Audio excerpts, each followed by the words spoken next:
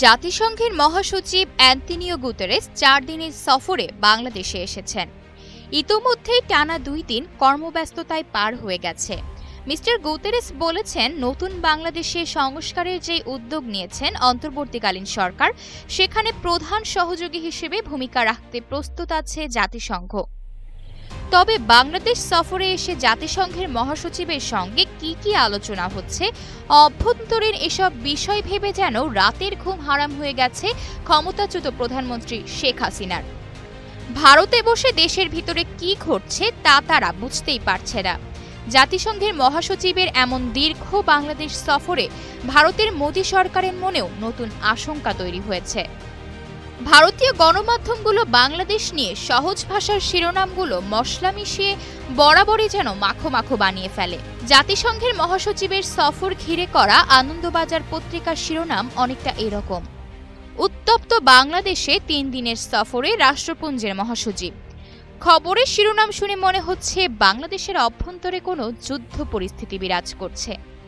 ভারতীয় মিডিয়া বরাবরই বাংলাদেশ ইস্যুতে এমন সব শিরোনাম করে নিজেদের আলোচনায় রাখতে চায়, বহির্বিশ্বে তারা বোঝাতে চায় বাংলাদেশের অভ্যন্তরে ভয়ঙ্কর কিছু ঘটছে। এখানে শুধু সহিংসতা আর সংঘাত চলে। তবে ভারত জানে না বাংলাদেশ কতটা ঘুরে দাঁড়িয়েছে।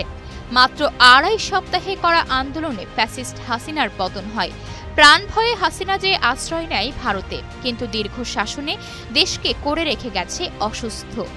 অন্তর্বর্তীকালীন সরকার হাসিনার ধ্বংস করে যাওয়া দেশটা পুনর্গঠনের চেষ্টা করছেন। শেখ হাসিনাকে ভারতে আশ্রয় দিয়ে ভারত ভেবেছিল কিছুদিনের মধ্যেই আবার বাংলাদেশের মসনদে বসিয়ে দিয়ে বাংলাদেশ ফেরত পাঠাতে পারবেন হাসিনাকে। ভারত যদিও সেই চেষ্টা এখনো অব্যাহত রেখেছে।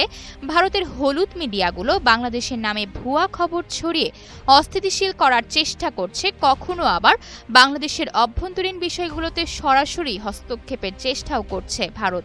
এমনকি বাংলাদেশিদের পর্যটন ভিসা দেওয়া বন্ধ রেখেছে দিল্লি। তবে যুক্তরাষ্ট্র সফরে গিয়ে ভারতের প্রধানমন্ত্রী নরেন্দ্র মোদী বাংলাদেশ ইস্যুতে নিজেই চাপে পড়ে গিয়েছিলেন। তবে জাতিসংঘের মানবাধিকার রিপোর্টে আন্দোলনের সময় হাসিনার চালানো জঘন্য ও নির্মম দমনপীড়ন হত্যাযজ্ঞের স্পষ্ট তথ্যচিত্র উঠে এসেছে, যে কারণে আন্তর্জাতিকভাবেই কোণঠাসা হয়ে পড়েছে শেখ হাসিনা। আর হাসিনাকে আশ্রয় দেওয়ায় দিন দিন যেন চাপ বেড়েই চলেছে ভারতেরও। তাই হাসিনাকে বাংলাদেশে ফিরিয়ে মসনদে বসানো এখন ভারতের কাছে দুঃস্বপ্ন মাত্র। আয়েশা অর্থী, নিউজ ডেস্ক, গ্লোবাল টেলিভিশন।